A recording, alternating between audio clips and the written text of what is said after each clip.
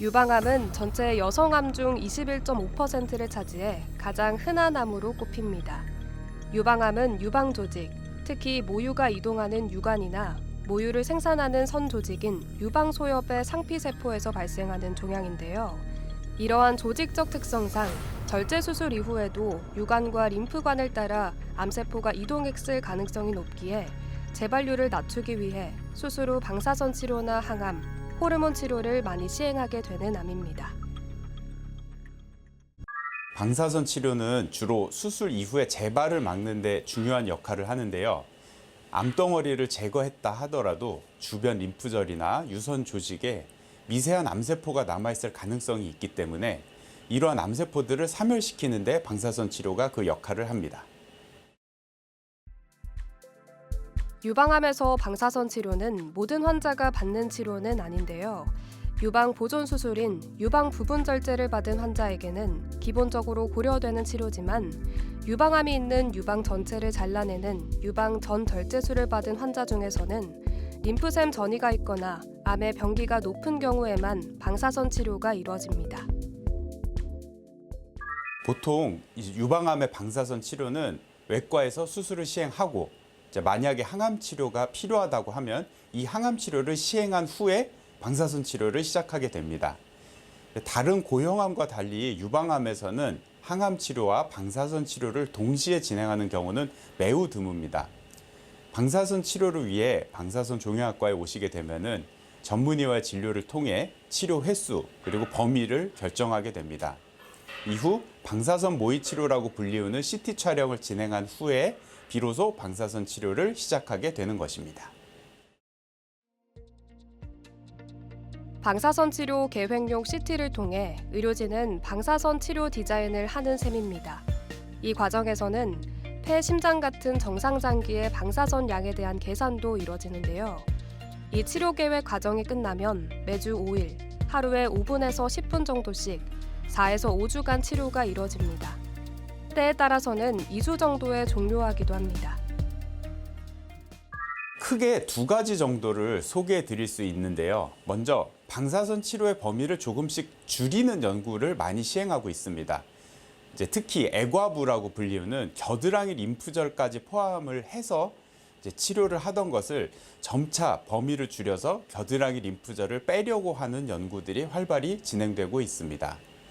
또 다른 하나는 방사선 치료 시 환자의 치료 위치를 맞추기 위해서 원래는 몸에 잉크 등으로 표시하던 위치 표시를 시행을 하지 않고 방사선 치료를 시행하는 표면 유도 방사선 치료, 영어로 SGRT의 도입이 시도되고 있습니다. 2024년 1월에 신의료 기술로 인정되어 현재 도입이 여러 병원에서 확장되고 있습니다. 유방암 환자에게 방사선 치료를 4에서 5주라는 긴 기간에 걸쳐 5분에서 10분 정도의 짧은 시간 매일 진행하는 이유는 무엇일까요? 이는 환자의 피부, 정상 장기에 대한 부담을 줄이고 치료의 효과를 극대화하기 위해서입니다. 방사선은 암세포만이 아니라 주변의 정상세포에도 영향을 미칠 수 있는데요. 치료를 나눠서 진행하면 정상세포가 손상된 부분이 회복될 시간을 가질 수 있고 암세포들이 회복되지 못하도록 막는 효과도 있어서 더욱 효과적으로 작용할 수 있습니다. 이 방사선 치료는 한 번만 시행되는 것이 아니라 4주에서 6주가량 매일 치료를 받게 되는데 이 날 모두 최대한 동일한 자세로 누워 있어야 합니다. 이것을 맞추기 위해서 몸에 표식을 하게 됩니다. 환자의 몸 위치를 맞추기 위한 레이저 표식이 치료실 안에 있고 그 표적과 몸이 잘 맞도록 잉크로 몸에 표시를 하는 작업을 했었습니다. 그래야만 다음날 치료를 할 때 이 선과 몸을 최대한 맞춰서 이전 치료와 동일한 자세를 만드는 것이지요. 심지어 과거에는 이거를 아예 지워지지 말라고 하기 위해서 해당 부위에 문신, 타투를 하기도 했었습니다. 보통 이런 잉크로 선을 표시하게 되면은 지워질 수 있는 가능성 때문에 탁 목욕, 때를 미는 행위, 사우나 등을 치료 기간 동안 하시지 않도록 안내하고 있습니다. 또한 땀이 나게 되면은 아무래도 그려놓은 라인이 번지거나 옷에 묻는 등 생활에서 불편감이 존재하는 것이 사실입니다. 유방암의 명확한 원인은 아직 밝혀지지 않았지만 유전성 유방암과 가족력이 있는 경우 여성 호르몬 노출 증가가 위험 요인으로 알려져 있습니다. 폐경 후 호르몬 대체요법, 경구 피임약, 늦은 출산이나 임신 경험이 없는 경우, 초경이 빠르거나 폐경이 늦은 경우, 비만, 음주, 흡연, 유방 내 증식성 병변의 유무 등도 위험도를 높일 수 있는데요. 만약 유방에 단단하게 고정된 혹이 만져지거나 유두에서 피가 섞인 분비물, 유방이나 유두의 모양 변화 등이 보인다면 유방암을 의심해야 합니다. 하지만 증상이 없더라도 40세 이상 여성이라면 1년에서 2년마다 유방검진을 받는 것이 안전하겠습니다.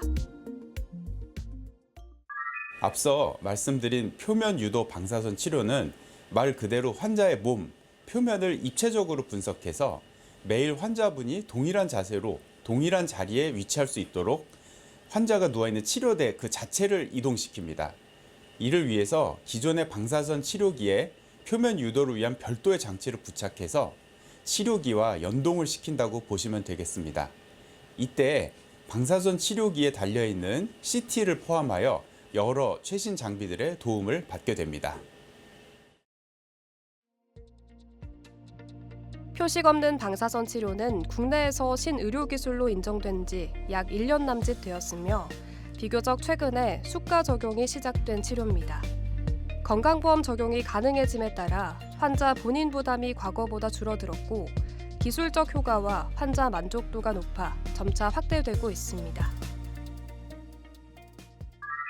유방암이나 폐암 같은 흉부에 위치한 종양을 치료할 때는 이 선을 꼭 몸통 위에다 직접 그려야 하는데요.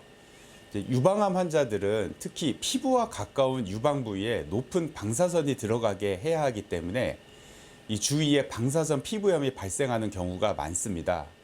그럴 경우 이 부위에 로션도 발라주고 씻어주고 해야 하는데 피부염 부위가 선을 표시한 부위와 겹칠 경우 통증이 심해지거나 잘 씻지 못하는 어려움이 있었습니다. 미용적으로도 몸통 한복판에 잉크 표시를 한 것 때문에 대중 목욕시설 등을 가기 어렵다고 호소하셨는데 이러한 점들을 해결할 수 있습니다. 유방암 방사선 치료 중에는 타인과의 접촉을 피해야 한다고 생각하기도 하는데 그렇지 않습니다. 유방암의 방사선 치료는 체외에서 방사선을 쬐는 것이기 때문에 환자의 몸속에서만 반응이 일어납니다. 그래서 가족과 함께 지내셔도 되고 일상생활에서도 지장 없이 지내셔도 됩니다. 치료 후반부에는 방사선 피부염이 발생하기 쉽습니다. 그래서 방사선 치료를 받으시는 부위의 피부 관리가 매우 중요한데요.